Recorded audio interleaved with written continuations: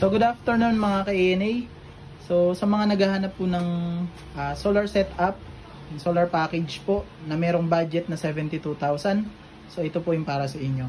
So ito po yung components niya. Meron ka ng 3 kW 24 volts na hybrid off grid na SRNE na inverter, and meron ka ng 100 Ah 24 volts na LiPo4 battery.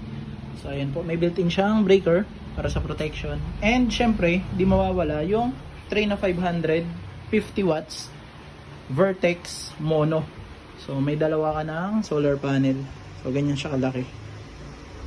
So ayan po. And then kompleto po yan ng protection devices. So ayan, meron ng solar PV sa DC, AC input, and yung mga SPD natin, and then AC output. So meron ka na ring battery breaker, battery wires, and then MC4, YMC4 para sa ano, and may MC4 ka na rin dito. So meron na rin yung PV wire. So yun, pinaprepare pa lang namin siya. And then meron na siyang railings, accessories para dun sa panel dyan. Meron na rin siyang rails. Kasama na rin yung cable tray natin para malinis, and yung cable tray fittings.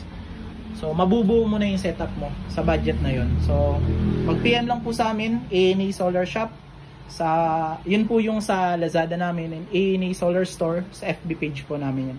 And then magbibigay po kami dito ng contact number para doon po kayo mag-message sa amin or tumawag. Ayun po, maraming salamat po, ANA Solar Shop.